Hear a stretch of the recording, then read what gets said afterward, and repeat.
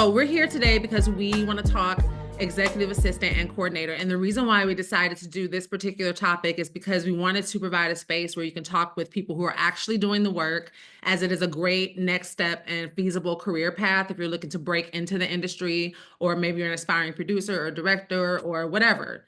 These roles can lead and open up so many doors.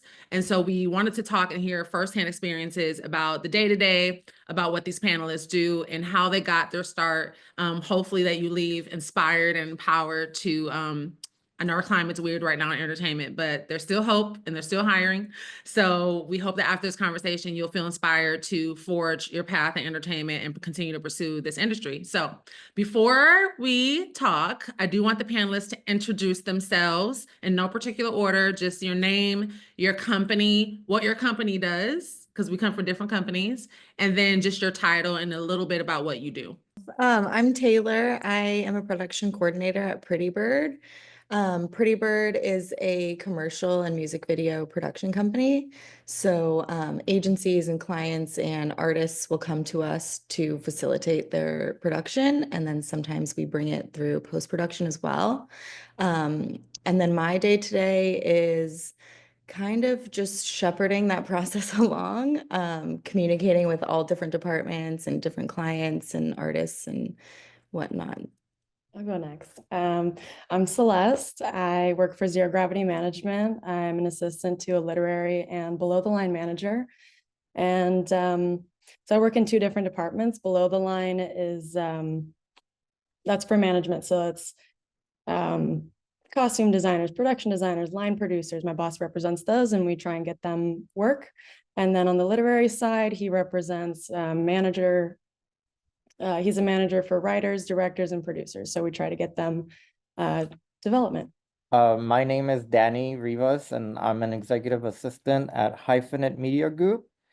It's a production and studio company, and it's also an acquisitions company. So basically we focus on premium television. We have our own development department, and we focused on our own original content. And at the same time, with our acquisitions, we help them develop their own content and scale to be operational. And I support both the chief strategy officer and the chief operating officer, both in the deal making process, PR, comms, and internal budget affairs and production affairs. Hi, everyone. My name is Mia. I also work at Pretty Bird with Taylor. So just going off of what she said, Pretty Bird makes a lot of commercials, music videos, different types of ad marketings. My specific position within Pretty Bird, I am an office PA who's also kind of in a transition into being a executive assistant as well too. As an office PA though, my day-to-day tasks usually are to support the general office in whatever they will need. So we're technically under facilities operations, and we just make sure that all of the productions that come in to work out of our spaces have everything that they need: Wi-Fi, office supplies. If they need to do a fitting for some sort, we'll go ahead and set that up and make sure that everybody has like little changing pop-up tents if they need it, things like that. So really just working more so with the logistics of everything. And as I'm transitioning into that EA role, I'm also helping along with one of the executive producers, and just kind of maintaining her schedule, making sure that we're coming in and out of meetings on time. So yeah, just being a very big like moral support system. Thank you so much. So as you can see, we have a very diverse group in regards to industry and backgrounds. And just to let you know, we will have a Q&A at the end, and we'll let you know when the floor is open for questions. I'm actually going to have you private message me directly at the end to ask your questions. So just start thinking about the questions you want to ask as we go throughout the conversation. All right, let's get into it. Number one question people always have is like, how did you get this job? Let's keep it real. Like, what is your journey to here? Like, how did you get this gig? So I do want to start off with that because I think it's important to note that everyone's journey is very unique and different, and it's not linear at all. Okay. So this is a question I would like you each to ask. It's just very brief. Like, how did you get here? Like, how did you get this job? Did somebody like open a door for you? Did you just apply and get it the traditional way? Like what is your journey till now? I can go ahead and start off on that question. I received my role at Pretty Bird as an office PA through one of my college friends, actually, who let me know that Pretty Bird was trying to bring in more office PAs. I went ahead, sent through my application, and because I had so much operations background, I used to work at the USU at Cal State Long Beach as a operations intern. Um, because I had so much of that background, I was kind of like one of the, I guess, better candidates since I got the job. And then from there, it was just a lot of hard work in terms of making sure that I was helping everybody that I could to be able to move up to become an EA. Yeah. I had a friend from college who basically opened the first door for me to land in my first job. Um, and with the help of internships as well. So during school, I did a few internships, and after school, when I graduated, I did the Television Academy program. And they had launched this diversity and inclusion program, which was like the first year they launched it. So when I got selected, it was only four of us. It was me and then a classmate from Cal State LA as well. And we didn't even know we had both gotten selected into the same program until we show up on the first day and we're like, well, we literally take the same classes. And so what that program did is they placed you into different companies. So the TV Academy is the host, right? And then they place you into a different company. So they put her into the company that eventually I would get hired into. So it's Endemo Shine North America. And I was placed at the time at ITV. We both completed our internships. Fortunately for her, she got hired right after she finished. I did not, so I took a different trajectory right after that because then it was the pandemic and I did something else for work. And it wasn't until maybe I think 3 years down the line, she's still at the same job and she calls me and she tells me about an opportunity, a job that opened up at the same company and I take a stab at it and then I get hired. So it was a college friend. Out of college, I was just applying. I knew I wanted to work in entertainment, so I was kind of just like applying wherever I could, whatever jobs like struck my interest. And then I ended up getting an interview at ICM, which is well, now they merged with CAA, but a talent agency. And I worked in touring. And I feel like that was just a really good way to learn the lay of the land of entertainment like quickly, and who all the like who agents are, who managers are, talent teams, you name it, like business affairs, all of that. And then during the pandemic, I kind of was able to take a step back and think, do I want to be an agent? Because that's obviously the path there. And I decided I kind of wanted to try something else, and that's what led me to Pretty Bird. I saw that they had an opening for an EA position. So I applied and then reached out, and that was all through LinkedIn. And then I got an interview and started shortly thereafter. And I've been here for the last 3 or 4 years now. So kind of learning all the things that production offers, and just that was really interesting because it was a whole different ball game that I didn't know anything about. So it was kind of taking a chance, but now I love it and definitely want to grow in the producer role. I went to CSUN and I got a degree in film production. And right out of college, I worked on set in the AD department. I did that for about 2.5 years. And I always knew I wanted to work in a creative. So while I was working on sets, I was also applying to jobs at management companies, production companies, agencies. And honestly, it took a long time to land an interview. But I found the job through entertainmentcareers.net. And I was also on Holly List. I was on a bunch of Facebook groups, but yeah, I got the job through Entertainment Careers, and I had an interview a few days after that, and I've been with Zero Gravity for about a year now. Thank you all. There's a couple of things I want to piggyback off and point out. If you notice, everyone's story has like a high degree of proactivity attached to it. And I mentioned that because a lot of times we are reactive without even knowing it. We're like, I have my degree, so the opportunities are going to come to me. And it's just like, I wish. So I think it's really important to get out there and really like do your research and like seek the opportunities that you want. Because that's so important, because very rarely will opportunity fall in your lap. And I think it's, you know, two of the panelists mentioned that it was through a friend. And I love Haley's comment in the chat where she said, the networking really does start in school. Like you can start building those relationships before you even graduate. You know, that all matters because this is a relationship based industry. I can't stress that enough. Like building relationships, it really is to a degree who you know, and you'll be surprised how far that can take you. So, you know, just collaborating with your peers, building, you know, solid relationships, because you never know when those people are going to show back up in your life and what they're going to have to offer. So I just want to stress that. Just switching gears, I know we talked earlier a little bit about like what you do, but I do want to talk about like a typical day to day at each of your companies, because also when you're looking for jobs, like keep in mind the environments vary too. Like corporate entertainment is very different from like a VFX house or like an edit house. Like smaller, more intimate, less formal companies are very different from like a studio or a network or a place that has cubicles and offices versus, you know, Pretty Bird is an ex meatpacking warehouse and it's like a big open creative space. So also think about what types of environment you would thrive best in. So we can just talk a little bit about that. Like, what is the vibe like at the office? Like, what does it look like? What does it feel like? What's the pace? And then also, what does your day-to-day typically look like? An interesting thing working, or that I've noticed working at an agency that's very like everyone wears suit and tie, you know, the mailroom people, they're all wearing suit and tie, to somewhere like Pretty Bird.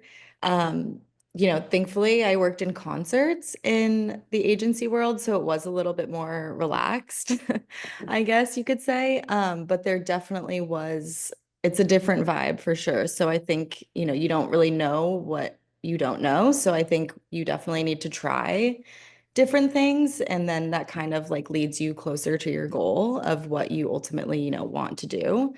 But for me personally, I definitely enjoyed like the more casual, you know, it's still professional in a way, but it's not so like buttoned up, I guess. And so at Pretty Bird, having the opportunity to have those like personal relationships with everyone is really important to me. So, and I think at a smaller company, you do have the opportunity to do that. Um, and then my day-to-day at the agency was, you know, a lot of rolling calls. You're on the phone all day, you know, emailing for your agent. It's definitely nonstop, a lot of overtime, but I guess that's really anything in entertainment. And then at Pretty Bird, my day-to-day now is I work under the music video executive producer. So, you know, calls for briefs that come in, setting up calls with agencies and relaying the jobs to the directors that come in. And then more like she also represents, or she also is our VP of talent development. So kind of trying to find new talent that bring like a fresh, young perspective, a lot of like research and keeping up to date with what commercials are out there, who's directing what, who are the DPs that everyone wants to work with. And then I also handle post-production for our music videos. So there's a lot of, you know, shepherding that process along with the edit, the color, the sound, and kind of just delivering the project back to the client. That's a big chunk of my day to day. For all the panelists here, because we're all assistants, I think it's safe to say that we all do the basic fundamentals, which is the scheduling, the calendar, right, and the rolling calls, right, the emails and all of that. I think any corporate job or any assistant job will involve any type of work related duties. Um, and sorry, my dogs are barking. Hopefully you don't hear them. But For Hyphenate Media, so we're a brand new company. We recently just launched like a year ago. And we focus on premium scripted television. So if you ask me like, okay, what do you guys have on television? It's hard for me to tell you something because we're brand new. The best I could say is we have like on Apple TV, we have Land of Women, which was Eva Longoria's like show that like transitioned from her old company to the new company. But when I mentioned we have our own original development department. So we have like a slate and we have things that are being pitched that we're trying to sell. But because it's a startup company, it's very interactive, it's very fast paced, and things are always changing like every week. We're a team of 15 people, so everyone's is pretty hands-on, right? So even though I assist my two bosses in strategy and operations, um, my boss who does strategy, right? She's overseeing our original slate. She's also like the person who's responsible for like sourcing talent, right? And trying to find or deals with the deal making or finds the right talent to so we could partner up with and etc. At the same time, we're an acquisitions company, so like we're looking for people to acquire to on top of our original slate. So if you Google or research us, you'll see that we recently acquired Glow Nation Studios. So Gloria, she's a showrunner, she's a writer, she's done television. We brought her on and we help her on her slate and she does her own separate projects. So we have both of these parts on the company. So we're dealing with that and so and because we're a small team, there's days where I'm building like a deck, or there's days where I'm like doing PR stuff or working on the social media for the company. And so it's very interactive. I'd say that if you work with a small company like that, you have more of a hands-on approach. Before, when I was with Endemo, which was like a year ago, um, which is a bigger company. They're like a worldwide company. They focus mostly on unscripted television. They're more structured, right? There's a very strong, solid core of a team, and they're worldwide. So when I was with them, I was focusing more on like their sponsorships, their ERGs and like the external partnerships and the internal partnerships. So it was very like tied to that department. There wasn't really room to like touch a little bit of the creative development or the production side so one of the two big differences is that you're very tied to that department compared if you work in a like startup or a small company. On my end, the environment at Pretty Bird specifically, I think is really awesome.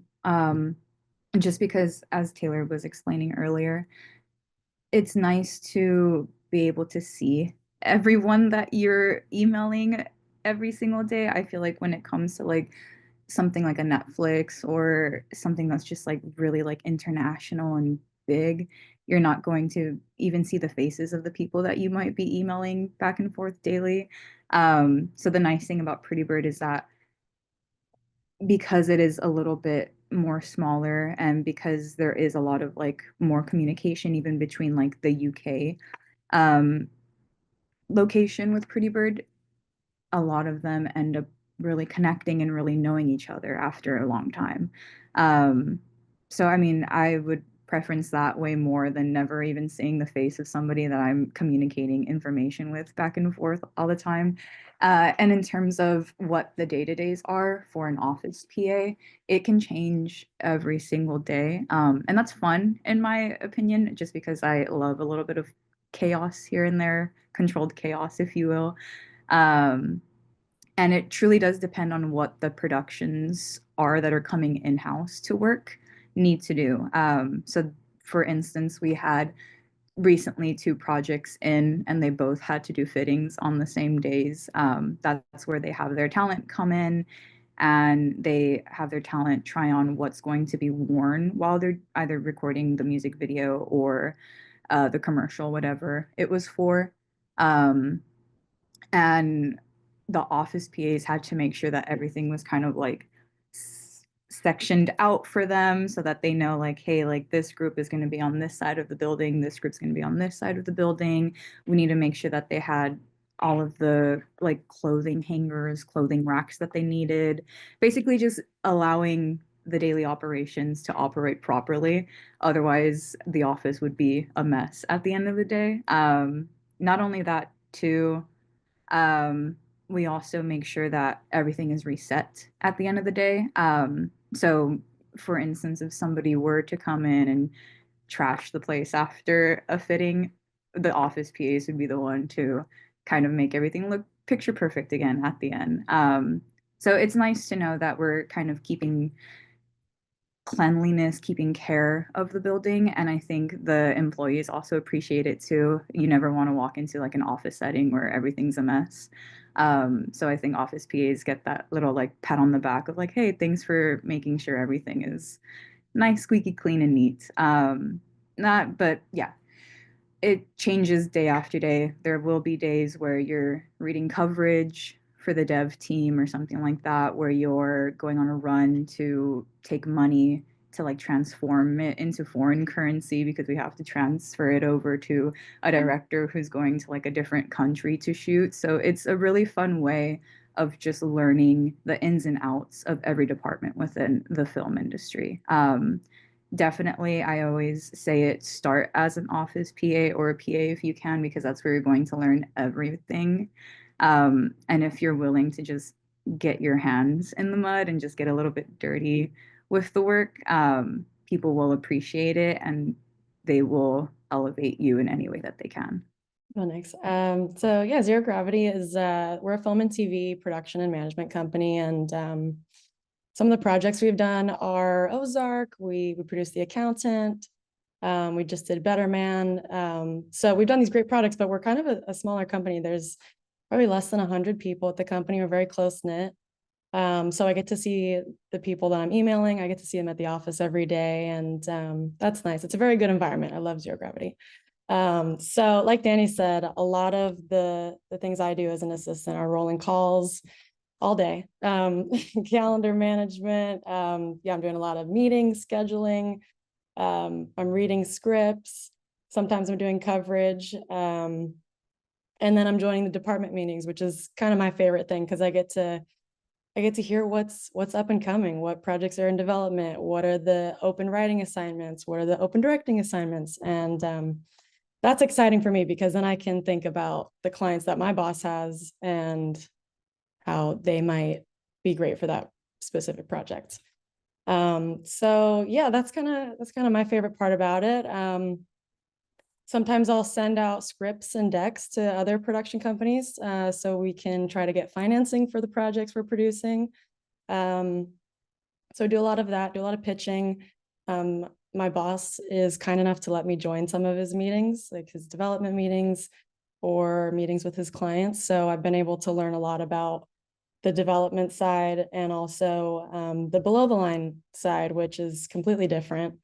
And yeah, that's kind of my day to day. But I would say for the most part, it's a lot of phone calls. A lot of phone calls and a lot of emails. But it's great. It's been a great learning experience so far. And thank you to each of you for answering that question, because I don't think it's talked about enough. It's just the work environments, and you don't know what you don't know, right? Like, and I think it's really interesting how we should never assume like we know how big a company is, because I keep saying Pretty Birds, I used to work there, but if you look at Pretty Bird's site and the work we've done, everyone always thinks Pretty Bird's like this humongous big company, but literally we have a staff of what, like 36, 35 people, and we outsource a lot of our work or their work. And so, so I think that's a great interview question too, while we're on the topic. Like, if we interview with these companies, asking them like what, like, yes, what the culture and vibe is like, but also what is the team size like? Like, what is the team I would be working on? How big is that? And then how big is the company like as a whole? You can't just go off the website or the work even. And then I think this question is so important too, because there's pros and cons to each, right? Like the corporate entertainment vibe with the cubicles and the structured and the large global cloud and all of that. There's also pros and cons to working at a smaller company too. And it's really a personal preference. So you just really need to start, as you're thinking about your career journey, think more about what type of environments do I typically thrive best in? Like, do I want to be really hands-on and know everybody that I work with? Or do, some people love the structure and stability of like a larger global organization. So, and it's no right or wrong. It's just something to think about when you think about what you want your career to look like or what you want your next step to be. So to that point, I like to give a well-rounded picture of things. So I do want to talk about the challenges, because no job is perfect, no job is perfect. So I do want to keep it real and just talk about the challenges of your role. Like, this is what to expect if you're an executive assistant or PA or coordinator. Expect this, and this has proven to be like a bit of a challenge, right? Because every day is not perfect. In this industry, it's a lot of egos, politics, and all those things. We can't avoid them. So I just want to talk a little bit about, like, in your particular role, what are some of the challenges that you've had to experience? For challenges, I think coming from an office PA perspective, I'll let the others talk more about EA. Because we kind of make sure everything operates smoothly, I think the challenge with that is we kind of need to know a little bit about everything. And no one is ever expecting perfection all the time. But I think if you're somebody like me, I like to know that I have a good grasp on what I'm doing and when I'm doing it. And I would like to think that I can make things perfect if I try really hard enough. But that's obviously not going to be the normal if you're a first time office PA. And I am a first time office PA here at Pretty Bird. And I think that was the biggest thing for me coming into this position, where I was a little bit nervous about, like, for instance, if I had to cover somebody's desk, and I'm like, what do you mean? Like, I have to sit down at another person's desk and know how they do their job perfectly. And I'm like, that's craziness to me. But obviously, you learn throughout the job. So I think that's just been the biggest challenge of me here, where I feel as though I may not know everything about what the development team does, or how, like, post production should be pushed through the pipeline, or how leadership makes their decisions, how to speak to leadership in some ways. All of that comes as you are working in the industry, I think. So if that's like, that was my biggest fear. And if that's one of your biggest fears, I feel like you just need to breathe a little bit, kind of slow it down. I think in this industry, everybody wants everything really quickly.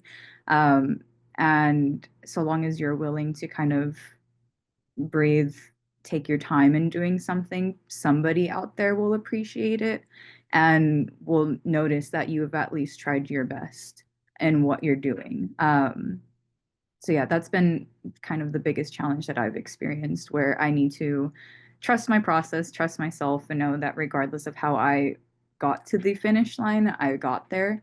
And I got there with my reasonings, with things that I thought were logistical in my mind and good in my mind. I'll say that in college, I thought I was a pretty organized person. I thought I like handled my time management really well. But I think after really getting my first job in the industry, like, it really taught me that I wasn't that as organized as I thought I was. It's just a next different level of organization.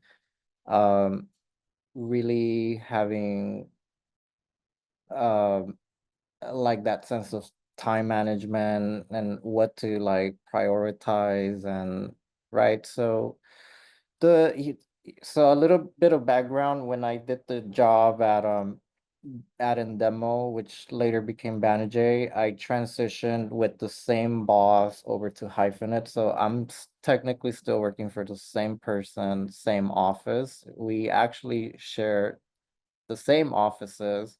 So I'm sitting right where I was sitting even in my previous job. Um, so it feels like nothing ever changed, but something did change.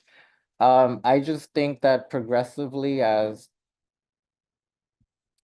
the years went by, the job definitely got more difficult. The amount of meetings and the amount of calls, the amount of scheduling, um, definitely plays like a mental role in your head, right? Like if you don't take care of yourself, if you don't prioritize your health and everything, it could definitely be affecting you. Um, the some of the other biggest challenges, it's the industry, right? Like Sherry said, the egos, the personalities, you're definitely gonna encounter that. Even, I mean, even in your college experience, you all experience, like, students with egos, or like, people who just want to take lead of something, and you feel like, personalities, right? I don't think that ever changes, even in the workforce. It's just something you have to learn to navigate, and if you I think that if you don't see yourself working with certain type of people, then maybe like take a step back, find a different thing, but never, I would say never burn bridges, never make enemies. Um, Always have them as a network, as a resource. That's very important, especially in college. Don't hate anybody, don't unfriend anybody for any reason, because you never know, like I said, it might be that same person who might get you a job in the future.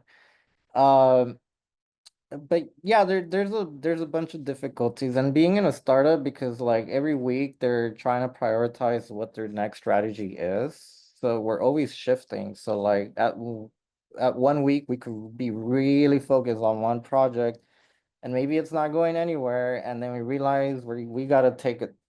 We have three other clients coming our way, and you know what? We shift focused, and we completely forgot about what we were doing last week, and it's like the week is always different. So it's being caught up, being open to the flexibility, being open to what's next. The other challenging part is that you have to know what's going on in the industry like every day, right? So like my even in my internships or my current boss right now, like even to this day, they encourage me, keep reading the trades, keep reading everything, like what's happening today. Sometimes she would like randomly quiz me like, okay, did you read the news? Do you know what happened today? It's like, oh shoot, I don't, because I didn't read the trades. And so, but when you do, you realize that everything that happens in the industry is really affecting everyone, really, like right, when there's one big acquisition of a company, or like mergers or whatever, or someone starting a new company, right? It's like these things all play hand in hand, and you just got to know what's happening. I'd say on my end, my boss's desk is it's a high volume of work that is coming in, and so it's really important to be organized.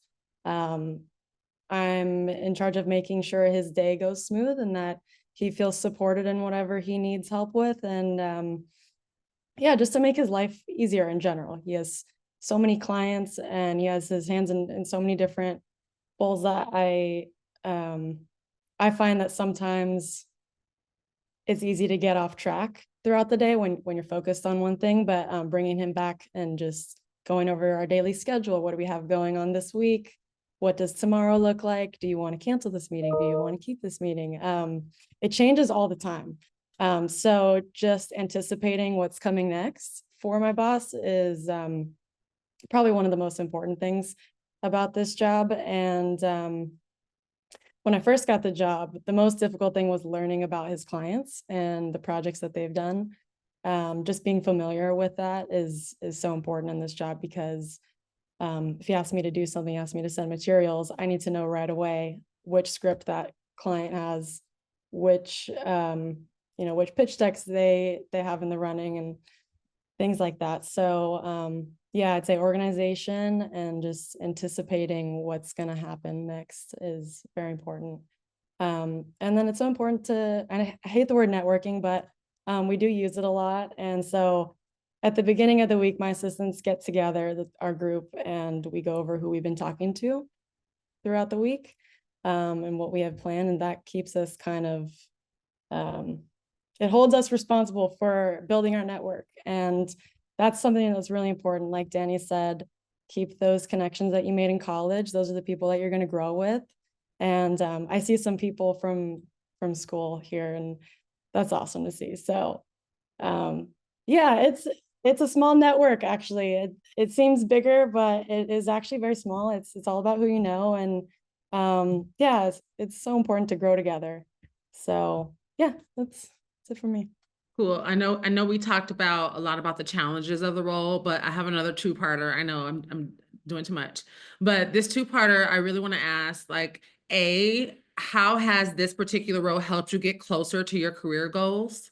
So let's say you are an aspiring fill in the blank. How has your role helped you to get closer to that? And I guess it's kind of a segue into, like, what do you love about your job? Because, these things it goes both ways. Every day is different, and there's certain things that are going to be a challenge. But then there's certain things you're like, okay, this is like, I like this, or this is like helping me get closer to being an X, Y, and Z.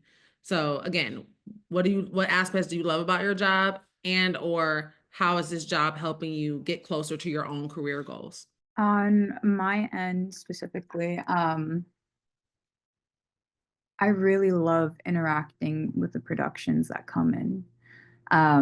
The way that Pretty Bird operates, we get a job, and then from there, if it's shooting in LA, or um, if the production decides that they need to have their office, like coordinators, whatever, all of those production coordinators, production managers work out of office. They'll rent a bay in our area, and they'll just start working. Um, and it's super awesome on the PA side to just be able to connect with the people that are there, and just be like, hey, like, how's your job going? Like, do you need any help today? Like, is there something I can give you to make your life a little bit easier? And 9 times out of 10, those people are very chill people, and they are more than willing to teach you what they do. I was recently thrown onto set because I connected with one of the production coordinators who was working out of my office. And I was just like, hey, like, if you guys need a PA, let me know. And they're like, actually, we do. And I was like, cool.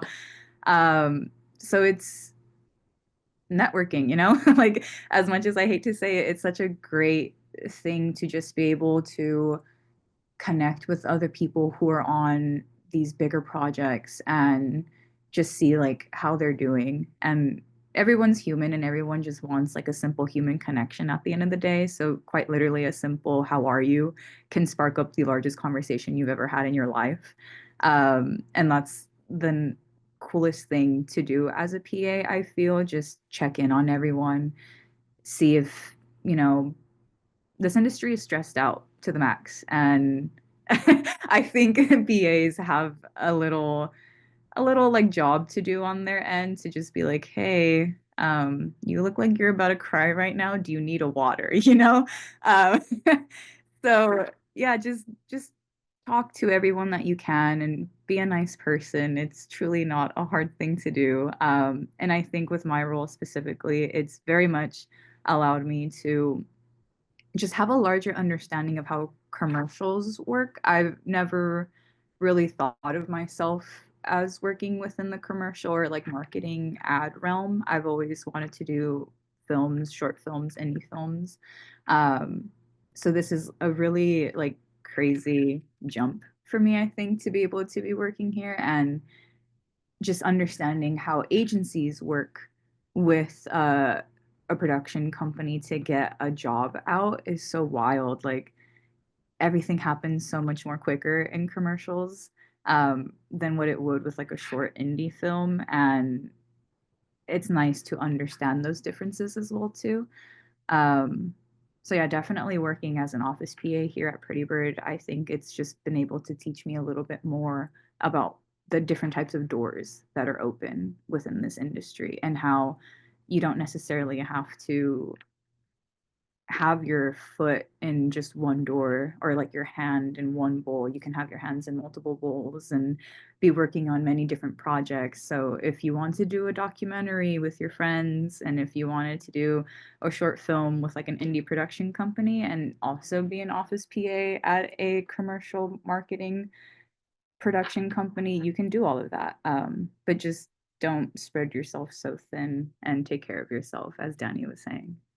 Long-term dream wise, like I would love to open and launch my own company, especially in this industry. So being in like this current company, I got to learn a lot because I was there from when they were starting the company, when it was just an idea, to the whole brand building process, to like the ethos and the mission and the purpose of why they're opening this company.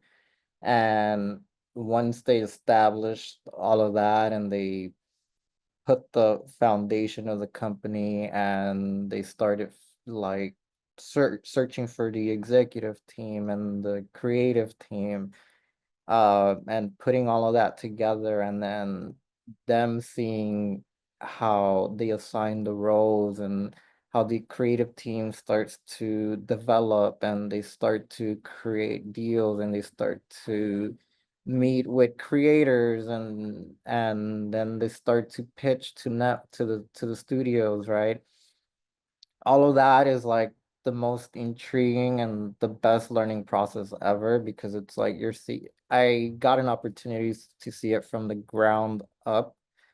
And even though, like I said, we might not have many shows right now, we have shows in production. We have a show that's gonna air in a month, and we have a packed slate. So it's like where like I already got to see the process of like how like our studio production company breaks down the budget for production, and how they allocate the money, and what type of roles they hire for production, and how they prioritize these type of roles, like above the line and below the line.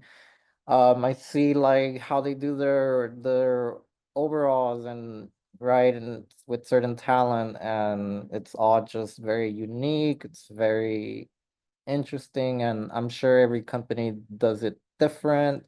Um, but it's it's all a learning process for me. Like I said, that's my dream in the future, and while I'm doing this right now, I'm just taking it all in. Hopefully be somewhere like in the middle ground where it's like creative, right? Develop shows and be more on the creative side, but also just the dream of owning a company and having that. I think that's amazing. So that's my aspirations. My long-term goal is to become a development executive and creative producer. And I got a taste of that when I was in college, and I've been producing my own independent projects while I've been at Zero Gravity, and even when I was working in production. But I didn't realize what it really means to take a project from conception to completion. And so just being an assistant to a producer has kind of opened my eyes to what it really takes. And so yeah, it's been interesting just seeing the process of different producers and how they go about developing projects. But I think long term, yeah, I'd like to be a development executive and then also start my own fellowship for emerging filmmakers. Taylor, we haven't heard from you. You can One of or I feel like in general, what I love about my job is it allows me to kind of remain curious about, who's up and coming, or different techniques in filming, or, different trying out different aspects in post, like who you're going to go for color or whatever, and things like that. And also in general, I think in music videos, it really lends itself to trying out new things, which I think is really fun, especially, in animation or VFX. And I think every job brings its own, like something that's new. And it kind of allows me to work with people that I'm huge fans of too. And I think it keeps it fun and rewarding. And especially in an industry that is so, moves so quickly and high tension, high pressure, to find these little moments of, relief and like being proud of what you put out into the world, I think is really important. And it kind of like keeps you going. No, thank you for that. Okay, so I have one more question before we open it up for Q&A. I've already gotten a lot of questions, good questions, so thank you. Feel free to keep sending them. The last question I would ask our panelists, very quick, keyword quick tips. Quick tips for anyone looking to break into this industry as an EA, PA, or coordinator, or if they're already an EA. Just a very quick tip, maybe something you've learned that you wish somebody would have told you, or just maybe some point of inspiration or empowerment for people who are looking to break in. Just one quick tip. Personally, I think something that's really important is to remain like open to opportunities, because you may think, oh, I want to work in development and I need to start in development, but there might be something open in, at a music or record label or something, and that can segue into opening other things that you are really interested in. You just had no idea that it even existed. And I think there's so many jobs in entertainment that on the surface you don't see or think they exist, but they do. And so I think remain curious and be open to opportunity wherever it might strike. I definitely agree with that one. Be open to opportunities. Don't let go of one just because it might not seem interesting. You just don't know where it might get you. Networking, don't be afraid to network. Push yourself to go volunteer. I did that a lot. Don't be afraid to apply for internships. You might think you're not qualified, but at the end of the day, you might be like one of two people that apply to that role and you might get it. That ends up being the case a bunch of times. Um, yeah, don't be afraid. Just go for it. I would also say try and check your work ethic. Don't overwork yourself into a hole where you're just hunched over on your computer all day, every day, whatever. But also know how to handle your work, know how much work you can handle as well too. Um, and try your best at everything. Like I said earlier, I feel like as long as you try to get something done with all the things that you're given, all of the tools and resources that you have, somebody out there will appreciate your work. And as long as you have an argument to back up what you're doing with your day-to-days, I think that's what's important. And if you can defend yourself and if you can defend your work, you can stand by it proudly, and somebody will give you a pat on the back, a hug, a good job, something. On the production side, I would say if you're just a recent graduate or you're looking for a job and you're having a hard time landing something, try to work on sets for free or work as a PA and try and get on as many sets as you can. Sometimes the jobs that you work for free on are the ones that people recommend you for the future jobs. So that's something that worked for me. I kind of built my network that way by collaborating with some of the people that I went to school with. And yeah, just the more you work on things, the more your name gets out there. And then it's another line on your resume, and you build your resume, and then you have a stronger application for your next job. So I'd say that's been a big thing for me. And then also, yeah, apply to internships. There are so many great internships out there and fellowships. Work on your craft.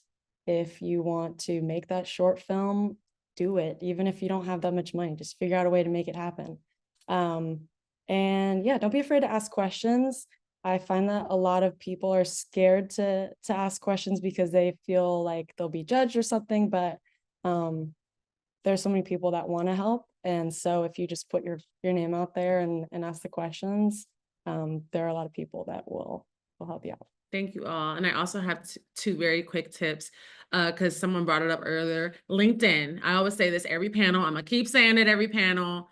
If you don't have a LinkedIn, get one. And if you do have a LinkedIn and you haven't shown us some TLC, go dust it off after this panel and literally put some time and effort into your LinkedIn because it's evolved from what it used to be.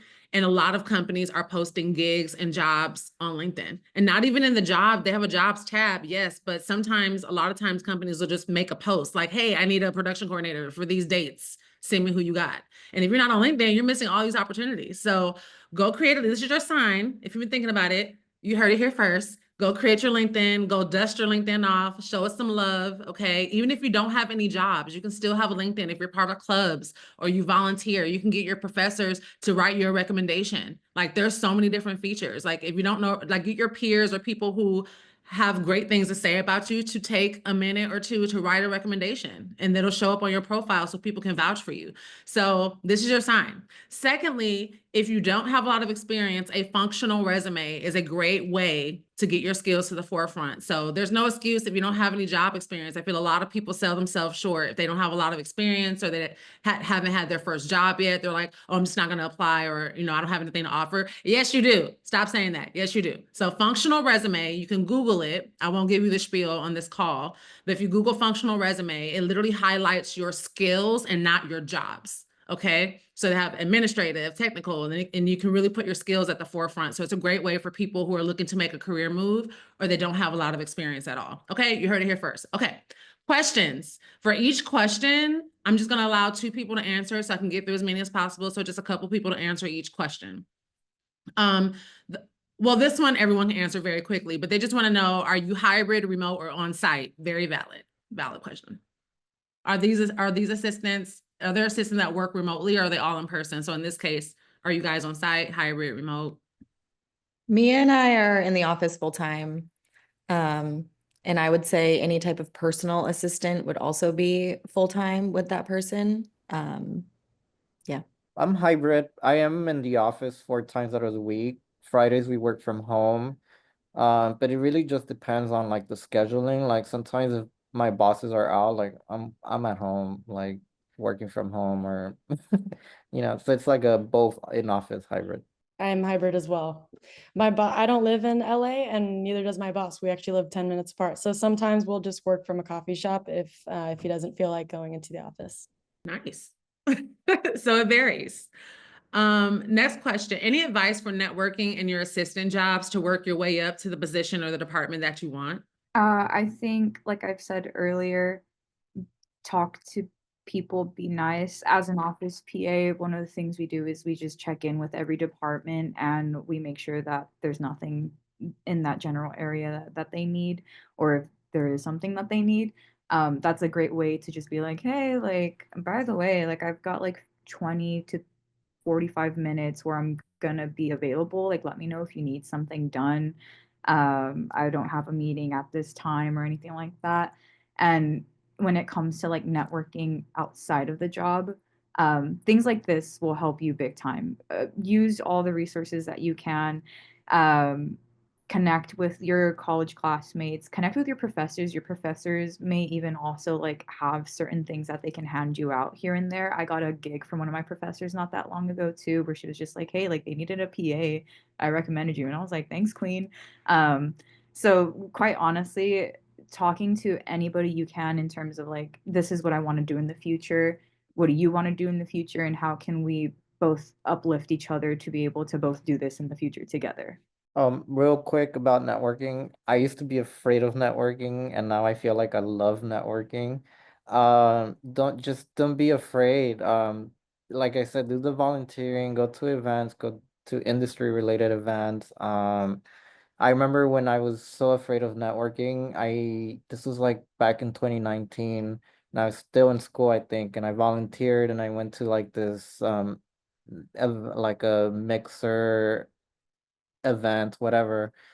And I talked to one of the executives who I didn't know at the time, but I met now, because there's been like, we've run into each other. But basically, I went up to him and I said, hey, like, introduce myself. And he, I was like, do you have any advice when I was still in college? And he told me that make it like, have a goal when you go to these networking events, and make like, what he used to do is he used to go up to three people, he would get their name, their email, their phone number, whatever, and learn what they do and just write it down. And if you could take at least three of those, then you're set, because now you just met three new connections, and then you go home the next day, you could email them and say, hey, thank you so much, it was so fun or nice meeting you. But now then they're in your radar, right? Doesn't mean you email them every day, but like maybe down the line, like in a few months or in the next year, you could send them another email and keep them in contact, keep in touch. Like, hey, this is what I've been doing since last year, like blah blah blah blah. And like I used to do that, and uh to this day I still talk to some of those people. That's such a good point, Danny. Because I think I mentioned before with networking, I know a lot of people are afraid of networking. Like I get it, but networking is not just walking up to somebody and saying, "Can you like hire me?" And I think that's what scares a lot of people, because they're like, "What if they say no?" But I'll just challenge you to reframe it. Like we should be focused on building relationships and not just getting something out of it all the time. Like you just focus on, I just want to know this person, so it doesn't always have to be, hey, I'm looking for a job and I'm desperate, like what do you have open? Like that's not networking is building genuine relationships, because you never know what's going to come up of it down the line. So just reframe your perspective a little bit. But I get it. I'm going to merge this one because this is a great question, so I'm just trying to merge it here. This person is asking, what transferable skills or just general skills do employers typically look for in these types of roles, and like what kind of person would thrive as an executive assistant? I feel like the main thing across the several people that I've worked for is, despite or regardless of their personality, how you get along or whatever, they're all looking for someone with good work ethic, a good attitude, and someone who's like forward thinking, anticipating their needs. Like that's a huge thing being an assistant. Thinking of something before they even know they need it, or just showing initiative for anything. I would say those are like personal qualities, even over like hard skills that you might need. How would you describe your boss's management style? Is it highly micromanaged, or is there a bit more autonomy? And keep it real. I'm just kidding. I feel like as an intern or an EA, there are times where there's a lot of autonomy. But frankly, for the most part, it's not that you're being micromanaged. It's just there are, ways to kind of do things, and they expect it a certain way. And there's such high turnover that maybe your boss likes it done a certain way, and it doesn't really allow you to kind of not show your own thing. Obviously, you can put your own spin on it, but they kind of want to just like keep the business moving, regardless of who's kind of working for them. So I think in some instances, there's a way to show who you are and your working style, but then for the most part, it is kind of, there's a lot of direction from your boss, and they like it a certain way, or, things of that matter. Yeah, I think we all do things different. Like, I think on my end it's more autonomy, like, but as long as you stay on top of it and build that trust that things are getting done and right, I think it kind of like erases that micromanagement. And yeah, but I think everyone does things different. Like Taylor, Mia, like I'm sure we do the essential duties, but we all work so differently, especially on the type of person our bosses are. They like certain things done a different way, I'm sure. And yeah, it's just different. It looks a little different for everyone. So I would say don't get too fixated on the qualities that you need, and make sure that you just stand out, and make sure that like the qualities that you actually do bring are going to be enough to, for you to sustain and do a good job. And Thank you, guys. Moving on, any advice for cold emailing companies about internships or job opportunities, keeping in mind how busy employees are at these companies? I think when it comes to cold emailing, do your research first, look up the company, look up on LinkedIn, like if you can find anybody who works there as well too. Um, if you are going to attach your resume, make sure your resume is like kind of matching to I've never understood like just a general resume. I think you need to adapt your resumes to the places that you're going to send them to. So if you're going to cold email a company, I would say even then too, like if it's just for a general cold email, try and adapt your resume a little bit to what that company is about. You can look through their about page, you can look through their LinkedIn, you can look at their YouTube videos or anything else that they've got going on and try and kind of match your resume using the experience that you have, of course, don't lie.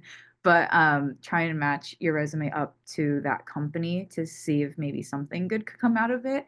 And I would also say never skip over or gloss over a cover letter. A cover letter is so, so good and it's so personal, and if you can just kind of talk a little bit about yourself in that cover letter and why even you want to work at that company for any specific reason, I think that will go a long way. I've sent my resume and cover letter to people who have gotten back to me and it was like, oh my gosh, like you were the only candidate who provided a cover letter. Like that meant so much to us because we got a chance to learn a little bit about you and learn why you wanted to be at this place or why you wanted to work with this specific person.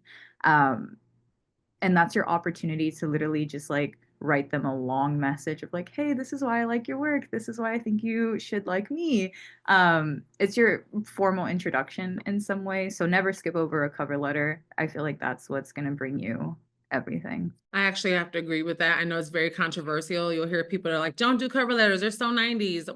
We don't read them. Yes, there are people who still read cover letters, and they're very specifically important for people who don't have any experience or have very little experience because it gives you a chance to express why you would still be a great fit. Our resume doesn't allow us to do that. It's very technical, right? Boom, boom, boom. This is where I worked. This is where I volunteered, blah, blah. You really don't have a chance for your personality to shine. So even if they don't call for it, I know it's a pain and it's tedious, but just invest in yourself in a cover letter because like Mia said, you just never know that it's very competitive right now. You just never know, who will appreciate just the extra mile. So I'm glad you brought that up. Thank you.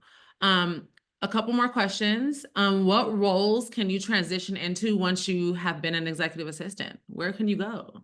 I feel like it depends on using the assistant position to really like get a really good grasp on what the landscape, I guess, and then kind of following your interests.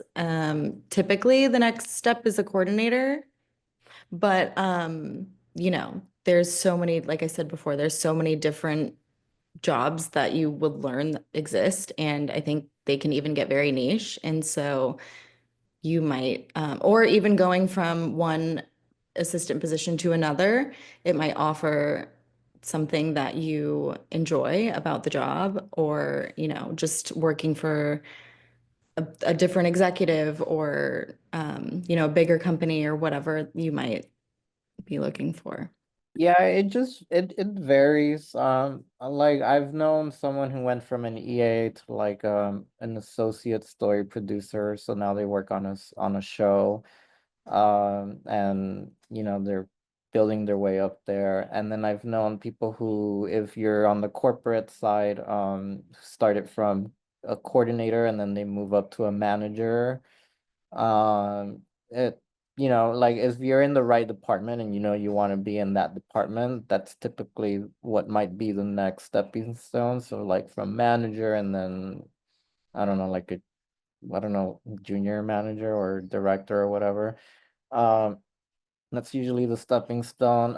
I think once you accumulate that experience, it's a little bit more easier to find the next step. You could always, again, go to an agency and go the agency route if you want to be an agent, or could work for a manager.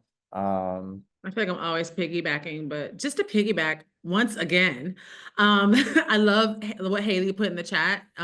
You should read it. She started her career as an executive assistant. So did I. That was my very first job in LA, was an executive assistant to a president of a post house.